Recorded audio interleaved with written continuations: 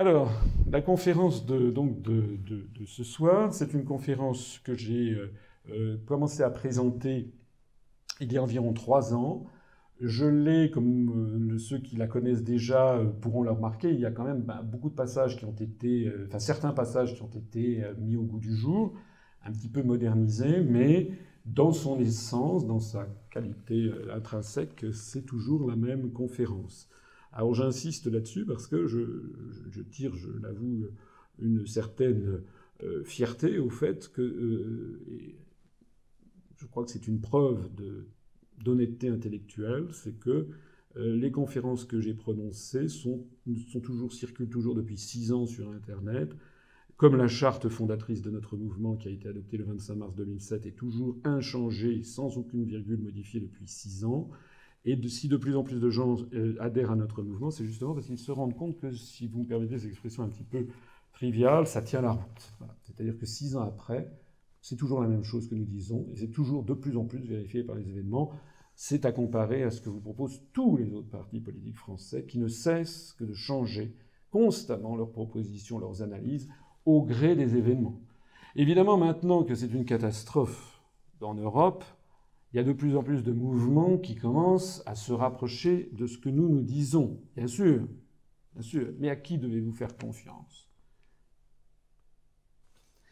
Alors, ces 10 raisons, je vais commencer tout de suite parce que c'est une conférence très longue. La première raison a été notamment très singulièrement à modifier pour faire ressortir un nouvel argumentaire. C'est en fait l'argumentaire que j'ai présenté la première fois il y a quelques jours devant des élèves polytechniciens. Je leur ai fait un petit cours de maths, si je peux me permettre, donc j'ai fait faire pareil.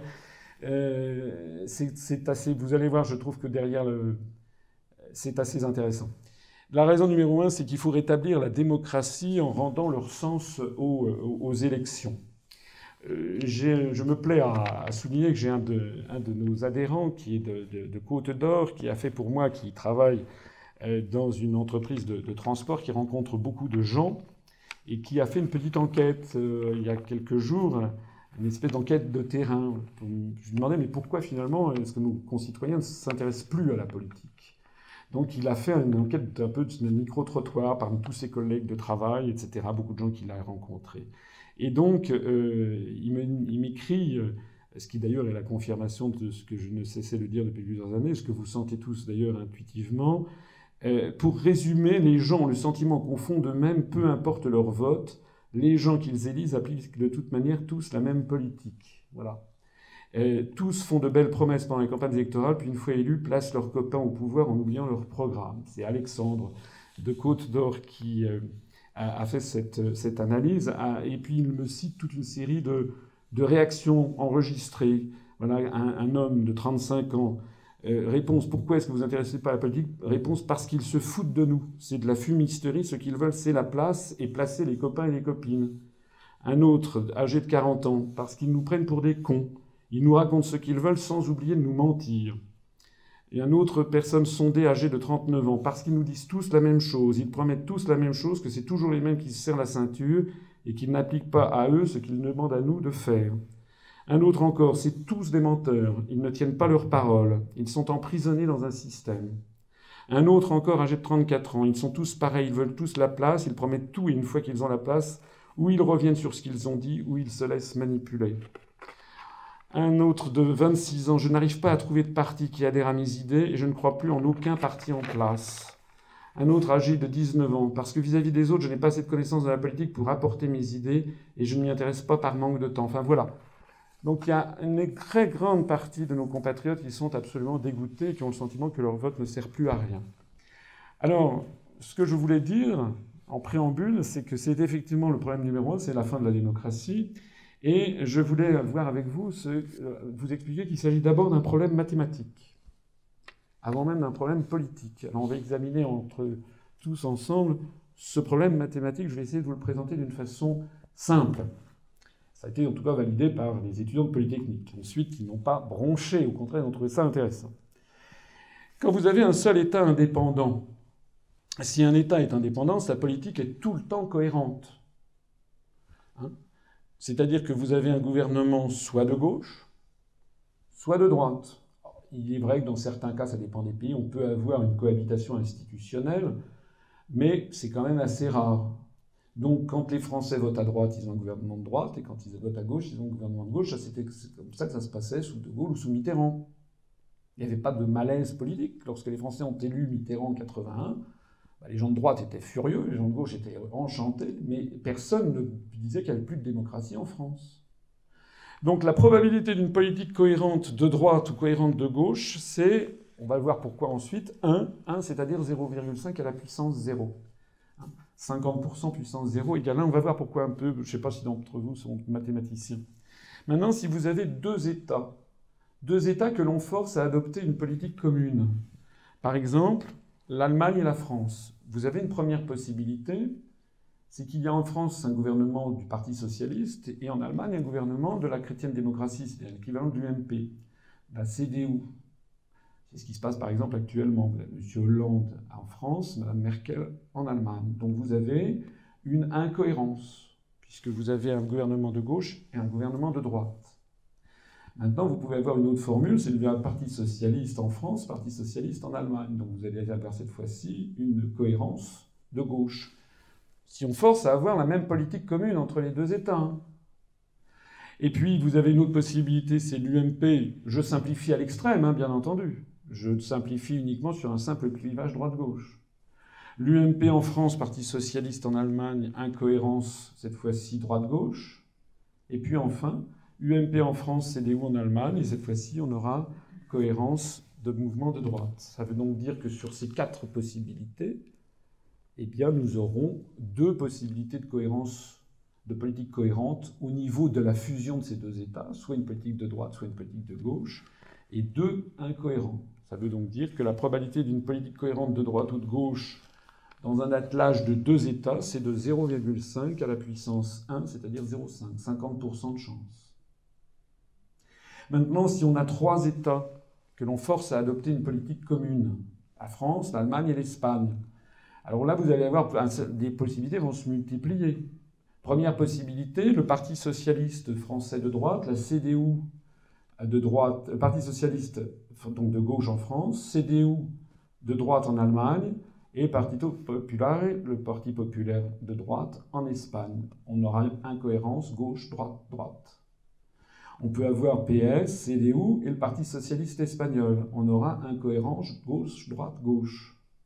On peut avoir Parti socialiste, SPD et Parti populaire espagnol. On aura incohérence gauche-gauche-droite. On peut avoir Parti socialiste, SPD et Parti socialiste espagnol. Là, on aura cohérence. On aura une cohérence gauche-gauche-gauche. On peut avoir l'UMP en France, la CDU et le Parti populaire, c'est-à-dire droite-droite-droite. Ça sera cohérent. Mais on peut avoir l'UMP, le CDU et le Parti socialiste espagnol, ça sera incohérent, droite-droite-gauche. On peut avoir l'UMP, le SPD et le Parti populaire, ça sera incohérent, droite-gauche-droite. Et enfin, on peut avoir l'UMP, le SPD, le Parti socialiste espagnol, ça sera incohérent, droite-gauche-gauche. Ce qui veut dire que, vous voyez, c'est très intéressant d'un point de vue mathématique. Parce que ça veut dire que là, maintenant, avec 3 États, on a 8 possibilités, et il n'y a plus que 2 sur les 8 de politique cohérente, soit une politique entièrement de droite, soit une politique entièrement de gauche, sinon c'est une politique totalement incohérente. Donc, la probabilité d'une politique cohérente, soit totalement de droite, soit totalement de gauche, dans un attelage de 3 États, est donc de 0,5 au carré. Ça ne fait plus que 0,25, 25 chances sur 100. Alors, je ne vais pas passer toute la journée à faire les choses, je vais maintenant basculer en termes théoriques, mathématiques. En termes théoriques, il faut résumer ce passage en termes mathématiques. Ceux qui sont rétifs aux mathématiques me font confiance, les autres dressent l'oreille. En fait, si on a n états, n étant supérieur ou égal à 1, à un instant donné, il y a 2 puissance n possibilités pour que les n uplets de gouvernement, en supposant qu'il n'y en a que 2 par état, gauche et droite. C'est la supposition de départ. Parce qu'en fait, c'est beaucoup plus compliqué, comme je vais le dire dans un instant. Ça veut donc dire que seuls 2 n uplets permettent une politique cohérente. Le n uplet, g, tout est à gauche, ou bien d, tout est de droite. Donc, Puisque les éventualités de politique cohérente et de politique incohérente ne se recoupent pas, la politique est incohérente pour les 2 puissance n moins 2 n uplets restants. Ce qui donc fait une probabilité d'avoir une politique cohérente qui est de 2 divisé par 2 puissance n est égal à 1 si divisé par 2 puissance n moins 1, c'est égal à 0,5 à la puissance n moins 1. On retombe de façon mathématique, un petit peu compliqué peut-être pour certains d'entre nous, en tout cas ça parle aux polytechniciens, on retombe de façon mathématique sur ce que cette règle d'empirique qu'on avait découverte ensemble au cours des 3 premiers exercices, avec 1, 2 et 3 états. Alors, c'est évidemment très important cette petite découverte que je vous propose, parce qu'en première approximation, la probabilité d'avoir une politique cohérente de droite ou de gauche dans un attelage de n états est donc de 0,5 à la puissance n-1. Et encore, hein, on simplifie, oui, à l'extrême, on dit seulement la droite ou seulement la gauche. Donc, c'est un calcul exagérément favorable car il postule implicitement d'abord que les choix sont binaires, droite-gauche. Dans chaque pays, en pratique, c'est beaucoup plus compliqué. Il y a les écologistes, l'extrême droite, l'extrême gauche, etc. Deuxièmement, ça postule que les gauches et les droites ont des programmes compatibles selon les États, ce qui est totalement faux. La gauche, ou ce qui reste de la gauche française ou la gauche britannique, n'a rien à voir avec, par exemple, la gauche, comment dirais-je, grecque. Donc ils ne sont pas de même d'accord entre eux. On simplifie, c'est vraiment une vision totalement simplifiée. Et enfin, un autre élément décisif qui vient, comment dirais-je, simplifier mon analyse, c'est qu'on suppose qu'il n'y a pas d'opposition supplémentaire entre les intérêts nationaux, ce qui est archi-faux. Parce que ce qui prime avant toute chose, avant la droite et la gauche, c'est d'abord les intérêts nationaux. La gauche, par exemple, slovaque, n'a pas du tout, la gauche polonaise ou la gauche des pays de l'Est n'a pas du tout les mêmes intérêts que la gauche des pays de l'Ouest européen, par exemple, en matière de lutte contre les délocalisations. Néanmoins, et en restant sur cette grande simplification que je vous propose, on peut quand même en tirer une conclusion qui est assez phénoménale. Pour 6 États, l'Europe des 6, celle que nous avons connue à partir de 1957, eh bien, la probabilité d'une politique cohérente droite-gauche, hein, avec mes simplifications, c'était de 0,5 à la puissance 5, c'est-à-dire 0,031, 3,1%. Ce qui signifie qu'on pouvait avoir une probabilité d'avoir une politique cohérente de 3 ans sur un siècle. Il s'agissait de l'Europe des 6. Mais l'Europe des 27... Pour 27 États, la probabilité d'une politique cohérente, soit entièrement de droite au niveau des 27, soit entièrement de gauche, elle est actuellement de 0,5 à la puissance 26, c'est-à-dire de, excusez-moi, 0,000000014 chances sur 100. C'est-à-dire très exactement une demi-journée tous les 100 000 ans. C'est une dédicace spéciale que je fais à M. Mélenchon qui vous propose une Europe de gauche. Ou à M. Cohn-Bendit qui vous propose une Europe écologique. Ça, j'y reviendrai parce que la probabilité est infinitésimale. C'est évidemment très important à comprendre. Hein. Je vous montre ici que de toute façon, nous serons bientôt au 1er juillet 28 États puisque la Croatie va se joindre à nous. Et donc à ce moment-là, la probabilité d'avoir une politique cohérente, soit entièrement de droite, soit entièrement de gauche, au sein de l'Union européenne, tombera à 0,5 puissance 27, c'est-à-dire 0,000000007 1451 chances sur 100, c'est-à-dire 6h30 minutes tous les 100 000 ans. Les conséquences sont évidemment considérables. Parce qu'au-delà de la mathématique, ça se traduit bien dans la réalité des événements. La conséquence, c'est qu'il est mathématiquement impossible d'avoir une politique cohérente au sein de l'Union européenne. La probabilité est infinitésimale. Ça veut donc dire que les institutions européennes sont en situation de cohabitation droite-gauche permanente. C'est d'ailleurs le cas en ce moment. Vous voyez actuellement le Conseil européen, c'est-à-dire les 27 chefs d'État et de gouvernement de l'Union européenne. Il y en a 13 qui sont de droite, du Parti populaire européen, hein, Portugal, Espagne, Allemagne, Luxembourg, Pologne, Suède, Finlande, Lettonie, Irlande, Hongrie, Roumanie, Grèce, Malte, et puis n'oublions pas l'île de Chypre qui est un petit peu sur le départ. Et puis nous avons 6 gouvernements de gauche qui sont relatifs au Parti socialiste européen. La France, la Belgique, le Danemark, la Slovaquie et l'Autriche. Et puis nous avons, parce que mon schéma était très simplificateur, hein, j'étais uniquement droite-gauche, sinon ça serait très complexe à vous présenter. C'est déjà pas tout à fait simple. Donc maintenant, vous en avez deux qui sont des libéraux-démocrates, hein, donc en Estonie et aux Pays-Bas, un petit peu l'équivalent du centre. Vous en avez deux qui sont du groupe conservateur et réformiste, c'est-à-dire on pourrait appeler ça des souverainistes light, légers. Hein. C'est le gouvernement de M. Cameron en Grande-Bretagne et le gouvernement tchèque. Le gouvernement tchèque a refusé d'adopter l'euro et le gouvernement de M. Cameron qui a annoncé un référendum sur la sortie de l'Union européenne. Et puis vous en avez 4 qui sont des partis, comment dirais-je, indépendants. Donc, vous voyez que c'est une illustration exacte de ce que je vous présentais. Au passage, il y a beaucoup moins de chances d'avoir une politique monocolore cohérente au niveau de l'Union européenne que de gagner au gros lot, au loto. Donc ceux qui vous font croire à une autre Europe sont exactement les mêmes arnaqueurs que le loto, qui vous fait croire toutes les semaines que vous allez gagner le gros lot. Donc vous pouvez jouer 40 ans, 50 ans de votre vie. Alors oui, il y a une fois, une personne, on sait qu'il y a quelqu'un qui gagne, mais c'est jamais vous. Parce qu'en réalité, la probabilité était infinitésimale. Mais la probabilité d'avoir au sein de l'Union européenne une seule et même Europe, une Europe sociale par exemple, elle est nulle. Tous les 10, 6h30, tous les 100 000 ans. Et dans une première approximation. Dans une première approximation parce que les conséquences de tout ça, c'est qu'il y a cohabitation droite-gauche permanente indifférente aux élections nationales. Les Français ont voté à gauche, ça n'a rien changé au fait que les autres pays, eux, n'avaient pas voté. Hein, donc il n'y a pas de politique du tout. Ça ne change rien. À Bruxelles, c'est le règne des lobbies qui s'installe, puisque de toute façon, le gouvernement de l'Union européenne, la Commission, est systématiquement mélangé de droite et de gauche.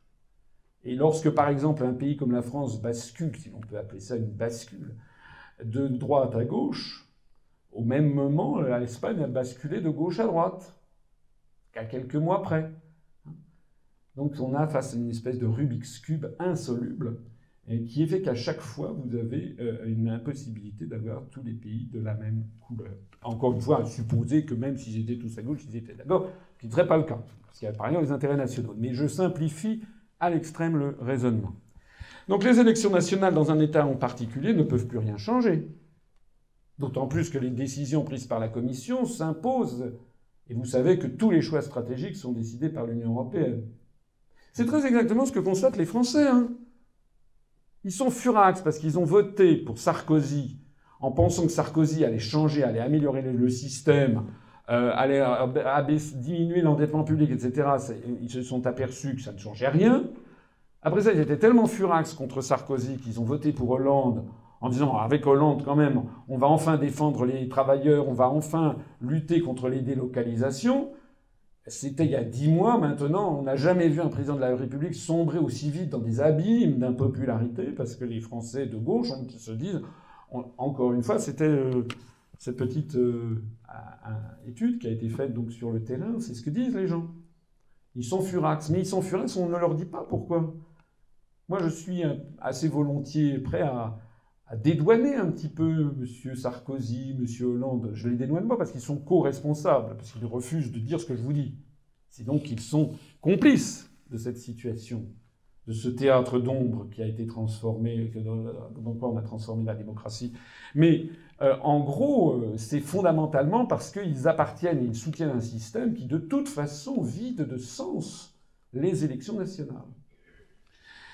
Donc du coup, oui, ben, qu'est-ce qui se passe ? Il se passe que les électeurs réalisent progressivement, élection après élection, qu'il ne sert plus à rien de voter à droite ou de voter à gauche, car cela ne change rien, à la politique subie qui est justement imposée par les institutions européennes. Du coup, l'abstention ne fait que grimper élection après élection.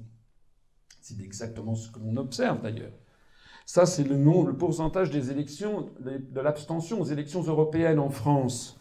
Aux premières élections, en 1979, il y avait 42,5% d'abstention, ce qui était déjà considérable. On montre que déjà, À l'époque, beaucoup de Français s'en désintéressaient. Ils ne comprennent pas d'ailleurs ce qui se passe au Parlement européen. D'ailleurs, c'est vrai qu'ils ont des excuses de ne pas comprendre, puisque, comme je l'explique souvent, nous avons affaire à, pour la première fois dans l'histoire de l'humanité, une dictature qui s'impose par l'ennui et la complexité.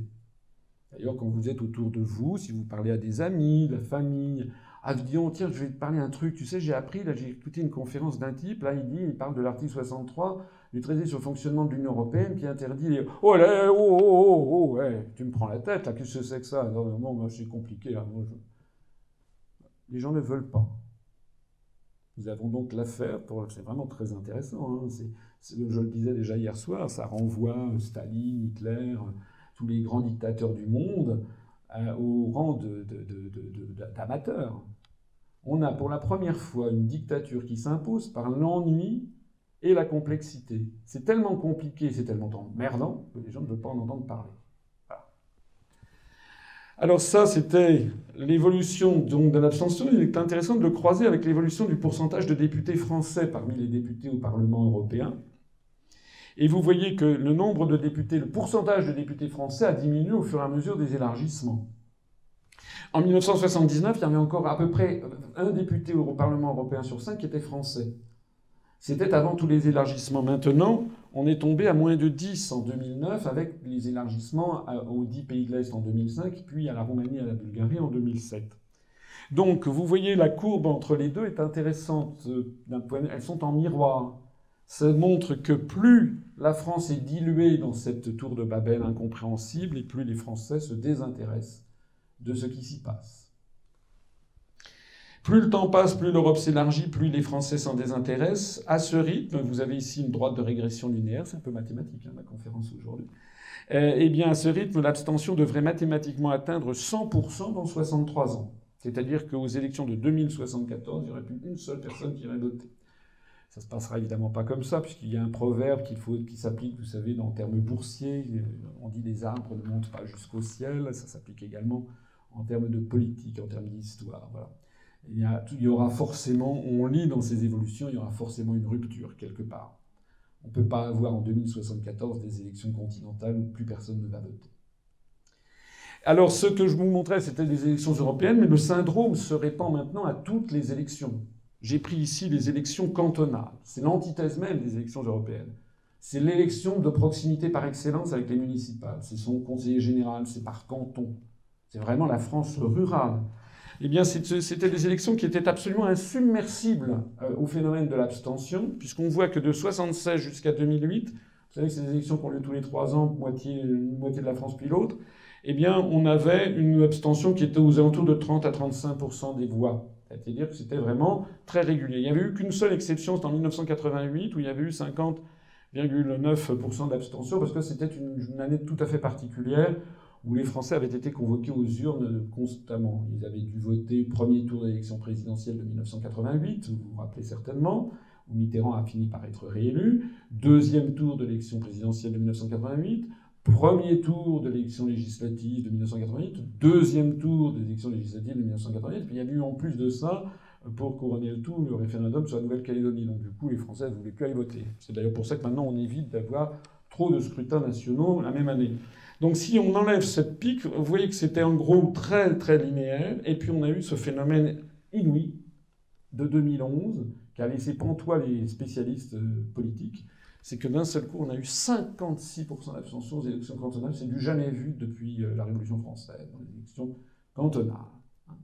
Donc ça veut dire que même maintenant, cette élection qui est quand même très proche du peuple, eh bien, désormais, les gens ne veulent plus aller voter, les gens sont dégoûtés de la politique. La conséquence également, et ça c'est une dédicace spéciale à tous les groupes, tous les partis politiques français qui vous promettent une autre Europe. Parce que nous, notre spécialité, quand j'ai créé ce mouvement, c'est que je me suis laissé balader par des autres mouvements politiques que j'y avais cru. Un jour, je me suis dit, mais enfin, bon, ça va, cette histoire d'autre Europe, il faut quand même arrêter. C'est vraiment une plaisanterie. Ça fait quand même maintenant des décennies qu'on nous promet une autre Europe. Donc, toute possibilité de bâtir une autre Europe est vouée à l'échec,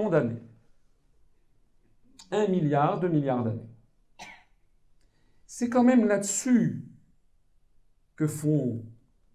c'est là-dessus que repose la manipulation de gens comme M. José Bové, M. Cohn-Bendit, qui vous ont appelé à voter oui et à voter pour les listes E et LV pour une Europe écologique. Le résultat, c'est quoi? C'est que M. José Bové, il est député européen. Il est d'ailleurs vice-président de la commission agriculture. Il a donc une rémunération tout à fait confortable, que j'explique dans une autre conférence qui s'appelle « L'Europe, c'est la paye ». On peut dire peut-être, je sais pas, allez, en gros 15 000 € par mois. Il doit avoir une voiture, sans doute. Je ne sais pas, il faudrait me demander. Monsieur Beauvais, est-ce que vous avez une voiture? Je ne sais pas. Avec chauffeur, on ne sait pas, peut-être. Bon. Et puis, il a de l'argent pour ses collaborateurs. Mais jamais l'Europe n'a imposé autant d'OGM. Il ne sert à rien. Il ne sert pas exactement à rien. Il sert à faire croire aux Français qu'ils vont gagner le gros lot. Et ils ont la probabilité de le gagner pendant 1,2 seconde tous les trillions d'années. C'est tous les milliards de milliards d'années. Et ça va recommencer en 2014. Hein. On va encore avoir les écolos qui vont dire votez pour nous pour avoir une Europe écologique. On va encore avoir M. Le Pen qui, paraît-il, va annoncer qu'il va se présenter. Ça fait déjà 30 ans de mandat, hein, M. Le Pen. 30 ans depuis 1984. En valeur cumulée, j'avais fait un calcul, elle a dû se ramasser à peu près 5 à 6 millions d'euros. Et donc M. Le Pen va être de nouveau candidat pour une Europe des patries, etc. Et puis vous avez l'extrême gauche qui va vous proposer d'être l'Europe des travailleurs. Voilà. Voilà comment ça marche. Alors que ce qu'il faudrait, c'est évidemment, enfin c'est en tout cas ce que nous disons. Nous disons c'est un piège à con. Tout a été fait. C'est une illustration mathématique de ce que je présente sous une autre forme dans mes conférences, qui est un proverbe chinois, enfin c'est un stratagème chinois, qui s'appelle le stratagème des chaînes. Il faut bien comprendre qu'il n'y a pas de possibilité d'autre Europe, c'est impossible. Si l'Europe est comme elle est, c'est parce qu'elle a la résultante d'intérêts nationaux totalement contradictoires et qu'elle est pilotée en sous-main par une grande puissance qui a imposé qu'elle puisse se développer, c'est-à-dire les États-Unis d'Amérique. Et maintenant, vous ne pouvez rien changer à rien. D'ailleurs, les événements ne cessent de me confirmer, de confirmer mon analyse. M. Hollande s'est bien fait élire, voici moins d'un an, en disant qu'il allait refaire le TSCG, qu'il allait le renégocier. Il n'a rien renégocié du tout. Il a fait un bras d'honneur à ses électeurs. C'est comme ça que ça se passe chez McDonald's. Les conséquences ultimes, eh bien, c'est que construire l'Europe, si vous vous mettez maintenant du côté des européistes, ceux qui justement ont les mandats extrêmement rémunérateurs, ils ont l'argent, le pouvoir, l'accès aux médias, et en plus, ils peuvent, quelqu'un comme moi, le badrer, l'interdire d'antenne, le pestiférer d'antenne, et en plus de ça, ils peuvent se prévaloir d'être des gens extraordinairement moraux, alors que je serais, paraît-il, une espèce d'affreux jojo. En réalité, construire l'Europe implique pour les dirigeants européistes de prendre l'habitude de ne plus tenir aucun compte de la volonté réelle des peuples. Ils ne le peuvent pas, c'est la tour de Babel systématique. On ne peut pas même pas reprocher aux européistes d'être finalement contre les peuples, puisqu'ils peuvent toujours s'appuyer sur un peuple contre l'autre. Les intérêts, par exemple, à Chypre ou en Grèce, les intérêts des Chypriotes ou des Grecs sont exactement opposés aux intérêts des Allemands, des Finlandais, des Néerlandais et des Luxembourgeois. Donc tout ceci nous mène à quoi? Eh bien, nous mène à cette illustration de cette citation de M. Padoa-Schioppa que je cite presque à toutes mes conférences. Ce monsieur est décédé, il est mort en 2008, je crois. Il était italien, il avait été ce que les Américains appellent un insider, c'est-à-dire quelqu'un qui connaît inside, l'intérieur, qui connaît les choses de l'intérieur, là où on ne se raconte pas des salades. Donc M. Padoa-Schioppa, il était le président du think tank Notre Europe, qui a été créé par Jacques Delors, le président fondateur, et Pascal Lamy, qui est le président d'honneur. Il a été évidemment diplômé des institutions américaines, du Massachusetts Institute of Technology, du MIT de Harvard. Il est l'ancien président du comité directeur du Fonds monétaire international.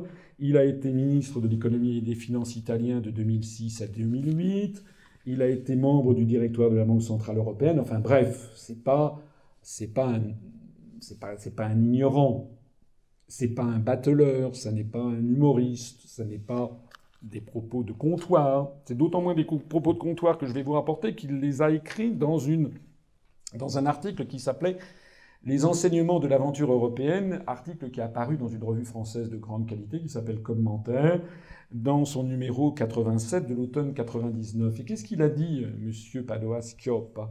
Il a dit « La construction européenne est une révolution, mais les révolutionnaires, même si les révolutionnaires ne sont pas des conspirateurs blêmes et maigres, mais des employés, des fonctionnaires, des banquiers et des professeurs. » C'est quand même extraordinaire. Une révolution de banquiers. C'est pas moi qui le dis, hein. Vous savez, vous me connaissez, enfin ceux qui ne me le connaissent pas le découvrent. Je suis trop prudent et j'ai trop, comment dirais-je, de déontologie professionnelle acquise pour ne jamais avancer quoi que ce soit sans que je puisse vous présenter la source. Donc il ne s'agit pas, encore une fois, d'un Olybrius, il s'agit de quelqu'un qui a été tout à fait dans les allées du pouvoir européiste, qui a été ministre, qui a été au FMI, à la Banque Centrale Européenne, au directoire de la Banque Centrale Européenne, et qui écrit dans une des grandes revues françaises de qualité, qui s'appelle Commentaire, une revue trimestrielle. Et c'est donc lui qui nous explique que la construction européenne est une révolution faite par des banquiers. Et il continue en disant « L'Europe ne procède pas d'un mouvement démocratique, elle s'est faite suivant une méthode que l'on pourrait définir du terme de despotisme éclairé. » Donc le despotisme éclairé, je le rappelle à chaque fois, ça fait allusion à cette période de l'histoire de l'Europe, au XVIIIe siècle, où il y avait donc essentiellement deux autocrates. D'une part, l'autocrate de toutes les Russies, c'est-à-dire la grande Catherine de Russie, qui avait en gros estourbi son beau-père le tsar, puis son mari le tsar pour devenir tsarine à la place des autres. Et puis deuxièmement, Frédéric II de Prusse, qui étaient des tyrans dans leur propre pays, qui ne toléraient pas la moindre contestation, rien du tout, mais qui prétendaient faire le bien de leur peuple et qui donc conversaient et échangeaient des lettres avec Voltaire, avec Diderot, avec les philosophes français des Lumières. Et donc on les appelait des despotes éclairés. Remarquez bien d'ailleurs que tous les tyrans de toute l'histoire de l'humanité à toutes les époques de l'histoire ont toujours prétendu faire le bien de leur peuple. Ça n'est pas nouveau. Donc en réalité, ce monsieur Padoa-Schioppa nous explique que le traité sur l'Union européenne, en réalité, doit être réinterprété. L'article 1 bis précise que l'Union est fondée sur les valeurs de respect de la dignité humaine, de liberté et de démocratie. Et en réalité, eh bien, un insider nous dit non, c'est en fait du despotisme éclairé.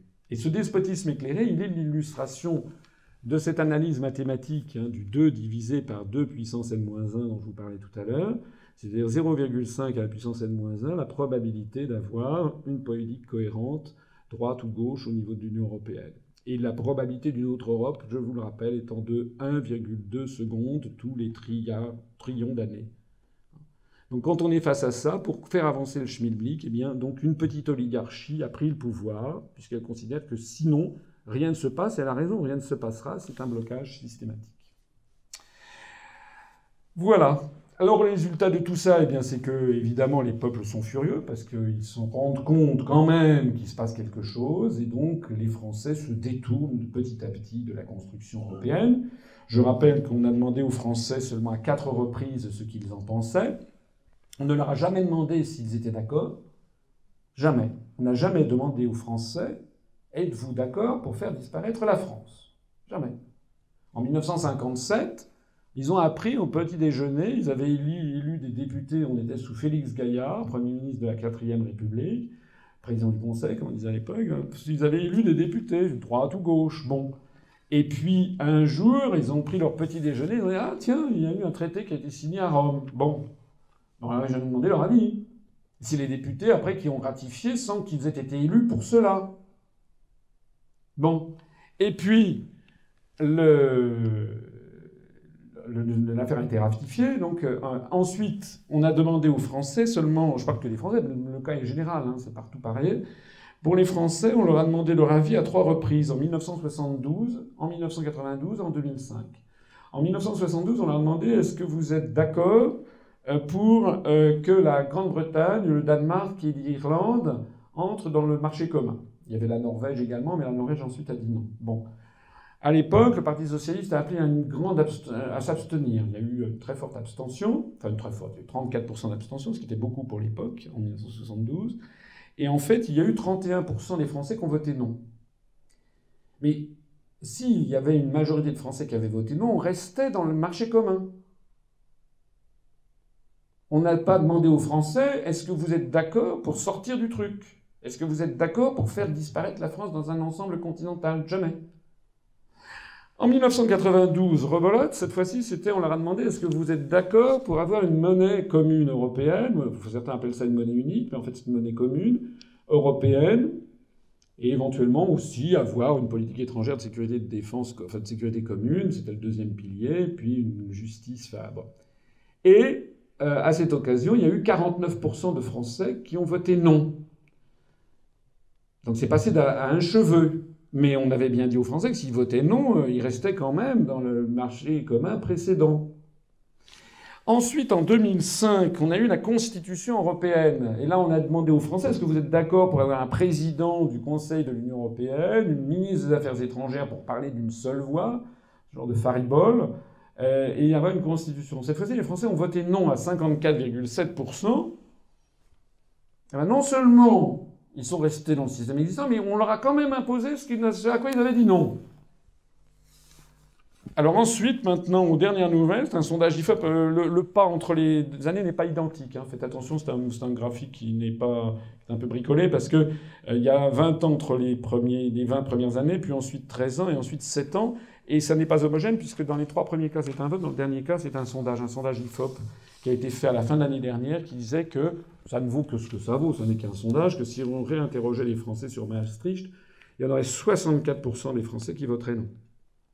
D'ailleurs, au passage, qu'est-ce que c'est que faire la politique? Qu'est-ce que c'est qu'un homme politique responsable? C'est quelqu'un qui vérifie à tout instant si le peuple est d'accord. Rappelez-vous que De Gaulle, rien ne le forçait à démissionner en 1969, lorsque le référendum du 30 avril a envoyé 53% de non. Mais De Gaulle avait une tellement haute idée de la fonction qu'il avait créée de président de la République, à laquelle était attaché beaucoup de pouvoir, mais pour le général, ce pouvoir n'était légitime qu'à la condition qu'il soit sans arrêt soutenu par le peuple français. Et du jour où De Gaulle a constaté qu'il n'avait plus la majorité, il a immédiatement, dans la demi-journée qui a suivi, présenté sa démission. Il a considéré qu'il n'avait plus la légitimité nécessaire pour assurer le pouvoir qui lui était dévolu par la Constitution et qui donnait effectivement un grand pouvoir au président de la République, mais dont la contrepartie, c'était cela. Nous avons affaire maintenant à des véritables escrocs. Parce que quand on est face à ça, si nous étions dirigés par des gens honnêtes, ils devraient se dire il y a un petit problème. D'ailleurs, ils le savent qu'il y a un petit problème, même un gros problème. J'en parlais là avec quelques-uns d'entre nos militants qui sont allés voir récemment M. Jean-Marie Cavada, qui explique voilà la crise, c'est une chance pour l'Europe. Le seul et unique discours qui nous est infligé, c'est il faut continuer et accélérer. Ça n'est jamais de la faute de l'Europe, c'est parce qu'il n'y en a pas assez. Il faut plus d'Europe. C'est exactement d'ailleurs ce que disaient les soviétiques. Plus les déconvenus s'accumulaient, les catastrophes lors de la construction du socialisme, et plus on expliquait que ce n'était pas de la faute du socialisme, c'était parce qu'il était mal appliqué et qu'il fallait donc accélérer. Donc on est dans un phénomène de fuite en avant qui témoigne du caractère profondément fascisant de ces gens. Parce que n'importe qui d'honnête intellectuellement et politiquement devrait se dire face à ça, j'ai un problème, il faut que je vérifie quand même auprès des Français s'ils sont d'accord. D'ailleurs, je signale aussi autre chose. Le principe même de la vie, c'est de pouvoir changer la vie. C'est comme ça. Voilà. En gros, quand je présentais cette conférence il y a 2 ans, je disais... Moi, je ne connais qu'une institution où on fasse un choix à vie, une élection à vie, c'est la papauté. J'ai même été démenti par les événements puisque le pape Benoît XVI a renoncé à son pontificat. La première fois depuis Célestin V. Donc ça veut dire quoi? Ça veut dire que le principe même des élections, c'est que les Français, les peuples ont le droit de changer d'avis. Sinon, une fois qu'on a élu Giscard, on l'aurait toujours. Il n'est pas mort.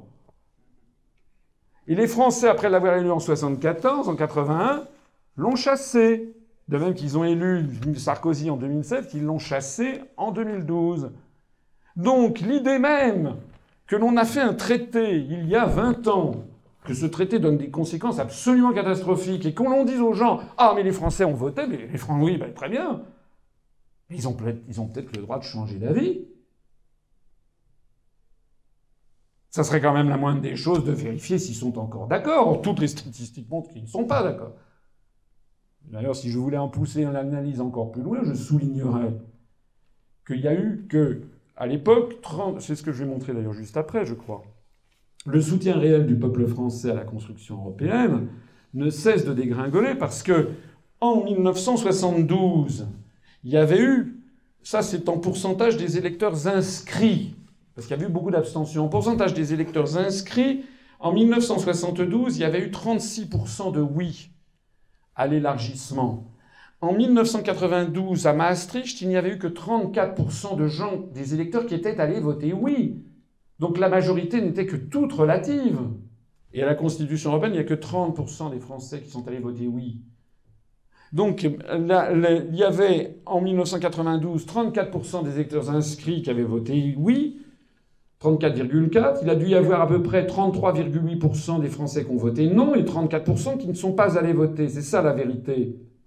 Et si vous prenez tout simplement des courbes comment dirais-je, des courbes de mortalité, la pyramide des âges, ça c'était il y a 21 ans.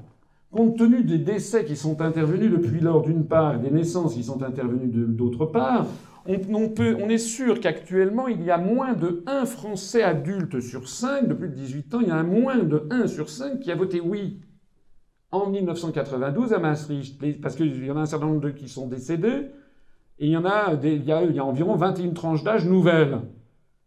Donc nous sommes sur un schéma qui a été voté par une toute petite minorité des électeurs vivants. Et en plus de ça, ceux qui avaient voté oui à l'époque avaient voté oui sur la foi que l'euro apporterait plus de croissance et plus d'emplois. Ils ont été bernés. Ils ont été escroqués.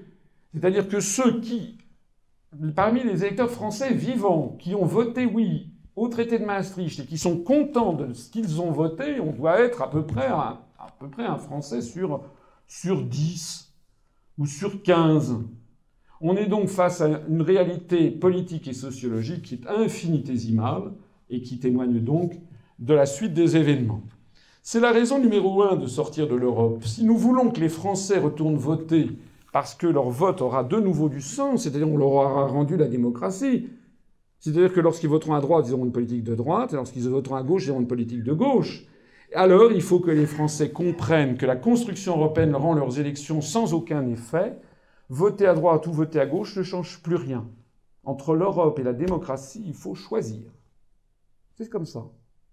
Et je vous l'ai prouvé de façon mathématique. Et je vous ai également prouvé qu'il était mathématiquement impossible d'avoir une autre Europe.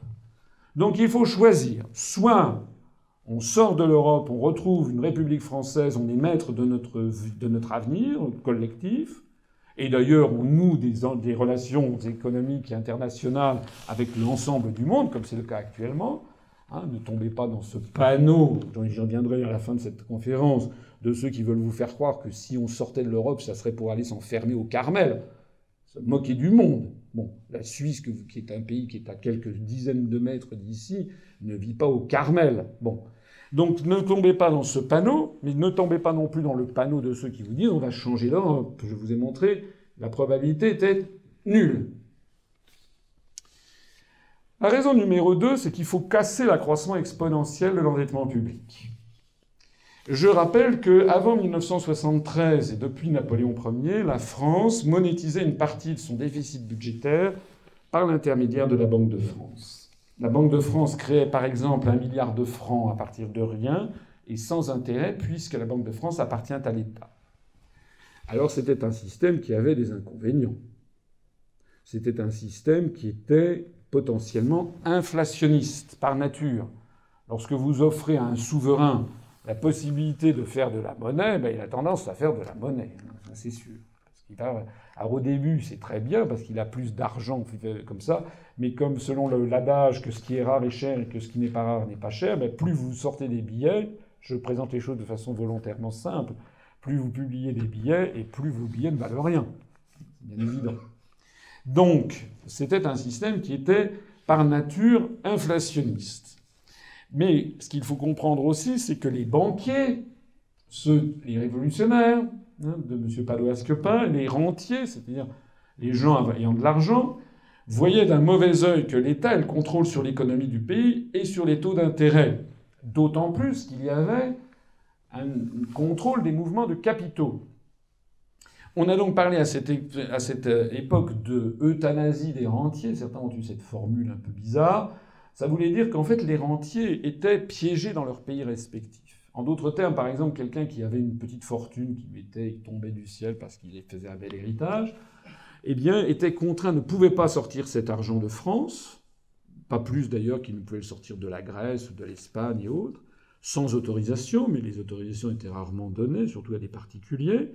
Et donc, il était obligé de placer ses fonds dans le pays d'origine, dans le pays où il vivait.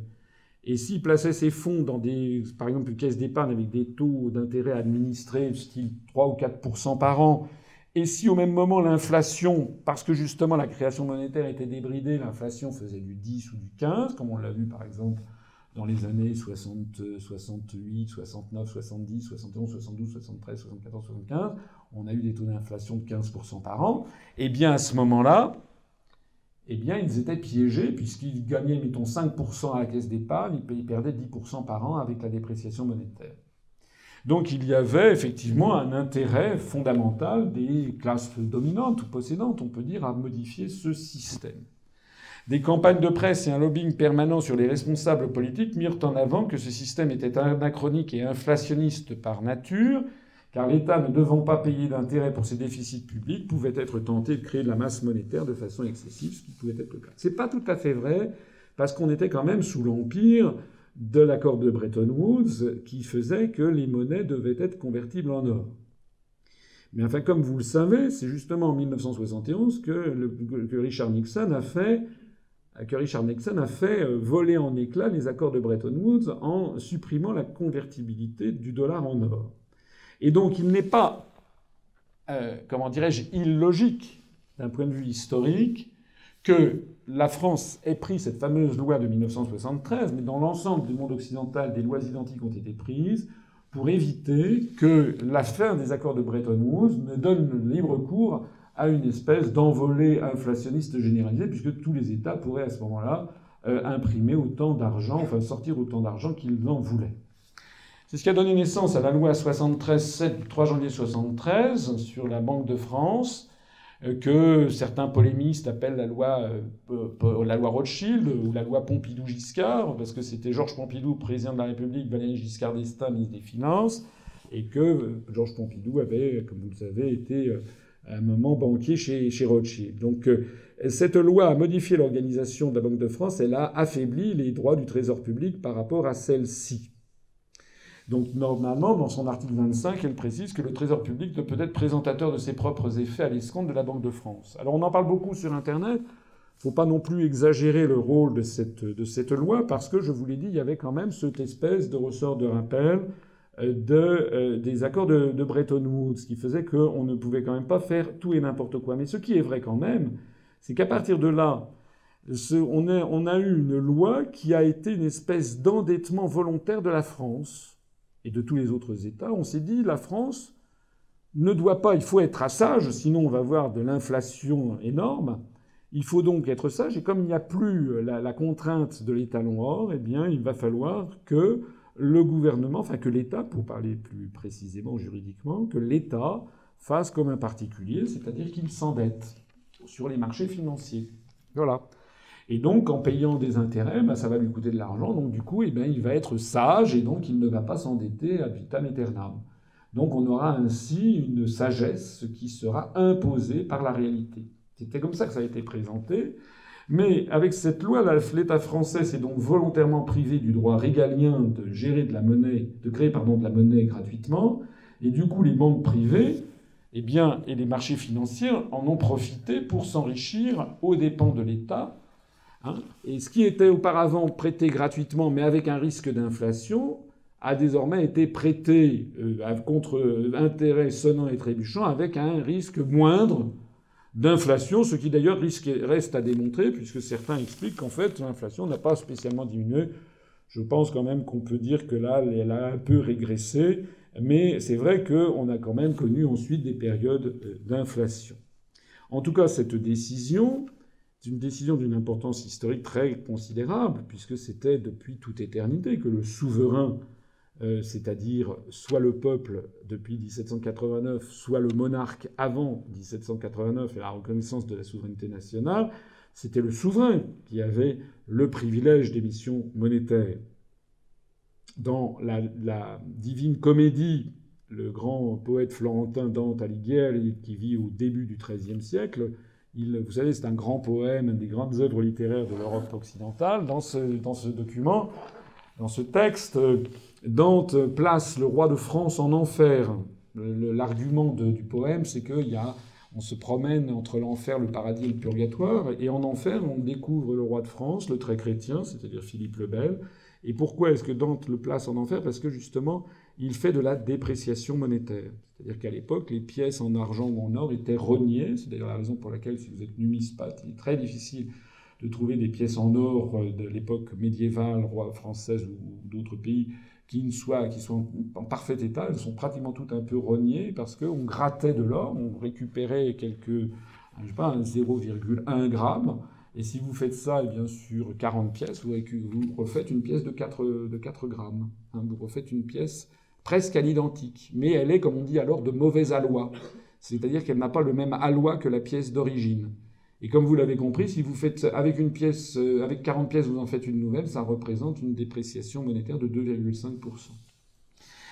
Alors, ce système a été rendu obligatoire dans toute l'Union européenne par les traités européens, notamment par l'article 123 qui interdit à la Banque centrale européenne ou Banque centrale des États membres de monétiser les déficits publics. Alors, de ceci a découlé quelque chose qui est béant, c'est un problème béant devant l'ensemble des peuples, c'est le fait que nous avons une espèce de cancer financier qui ne cesse de se développer dans tous les pays de l'Ouest, enfin d'Occident, qui est que la dette publique ne fait que croître de façon irrésistible. Je rappelle que Nicolas Sarkozy avait été élu d'ailleurs pour faire diminuer la dette, et en réalité, non seulement il ne l'a pas fait diminuer, il l'a fait exploser. Et pour bien comprendre, alors il l'a fait exploser pour des raisons, puisqu'il y a eu la crise financière, mais prétendument, au lieu de laisser les banques faire faillite, eh bien, on est allé les sauver, et ceci a débouché sur des déficits budgétaires absolument faramineux de la France. On est monté jusqu'à 8,5% du PIB, et donc, puisqu'on ne crée pas de monnaie, il a fallu financer ça par appel sur les marchés financiers, ce qui a fait augmenter la dette publique d'autant. Pour que vous ayez une notion de l'impasse budgétaire dans laquelle nous fonçons à toute allure, qui ne peut se terminer que par un gigantesque feu d'artifice, en France comme ailleurs, mais en France en particulier, je voudrais vous parler de ce qu'on appelle la RGPP. Ce sont les économies réalisées par la révision générale des politiques publiques, lancée par M. Sarkozy. M. Sarkozy, président de la République, enfourchant le dada des médias, dont on sait par qui ils sont tenus, enfin j'en reparlerai tout à l'heure, c'est-à-dire par toute l'oligarchie euro-atlantiste, eh bien M. Sarkozy est parti en guerre contre l'État. Vous savez qu'on ne cesse de dire aux Français que l'État dépense trop, que les fonctionnaires vivent de façon sardanapalesque, comme dans les 1001 nuits. Et donc on s'est lancé dans une grande procédure, ministère par ministère, on a dit il faut tout ratiboiser. Alors c'est comme ça qu'il a été décidé qu'un fonctionnaire sur deux ne partirait plus partant à la retraite ne serait pas remplacé, qu'il a été décidé de fermer des plateformes hospitalières pour centraliser, des hôpitaux à des niveaux régionaux, ce qui pose d'ailleurs des problèmes de transfert, ce qui pose des problèmes d'investissement par ailleurs. Il a été décidé de fermer des écoles, des commissariats de police, de fermer des casernes de sapeurs-pompiers, etc., etc., pour faire des économies. Et puis, de moins en moins de gens partout. Dans les préfectures, par exemple, j'ai visité une préfecture de région il n'y a pas très longtemps, le préfet me montrait l'état de déchéance de l'État. Parce que c'était un très belle préfecture du XVIIIe siècle, dans un ancien palais épiscopal. Et j'y étais au mois de février, et il y avait des décorations de Noël pour passer entre les salons. Des salons avec des grandes boiseries Louis XV, ça c'est tout l'apparat de l'État. Bon. Et comme le préfet était très sympathique et que j'étais assez à l'aise avec lui, je me suis permis de dire « Monsieur le préfet, vous fêtez Noël assez tardivement ». On disait le 15 février, c'était un peu narquois de ma part. Et il m'a dit « Mais savez-vous pourquoi nous faisons cela ?» J'ai dit « Non ». Et il m'a montré que derrière les décorations de Noël qui avaient été laissées, puis les branches de sapin, eh bien en fait il y avait des étais qui soutenaient le mur, parce que le mur s'effondrait. Nous avons des préfectures qui sont en train de... on se croirait dans une pièce de Ionesco, et les préfectures qui sont au sens étymologique en train de s'effondrer. Il n'y a plus de frais de fonctionnement nulle part. En revanche, les collectivités locales, elles, se servent goulûment, puisque ça, c'est formidable, c'est la décentralisation. Alors, je reviens à mon propos, parce que sinon je vais faire une conférence fleuve. Les économies réalisées par la RGPP, le non-remplacement d'un fonctionnaire sur deux, la rationalisation des administrations, la fermeture des services publics, les hôpitaux, les écoles, les commissariats, etc. Les économies qui ont été réalisées de 2008 à 2011 sur 4 ans ont été très exactement de 11,9 milliards d'euros. Et à 2012, on peut mettre à peu près de l'ordre de 15 milliards d'euros. C'est-à-dire qu'on peut compter que ça a rapporté 3 milliards d'euros d'économies chaque année. En cumulé, hein. L'économie totale depuis qu'a été lancée cette politique, c'est 15 milliards d'euros. Mais ce qu'il faut savoir, c'est que la dette publique au même moment a augmenté de 600 milliards d'euros.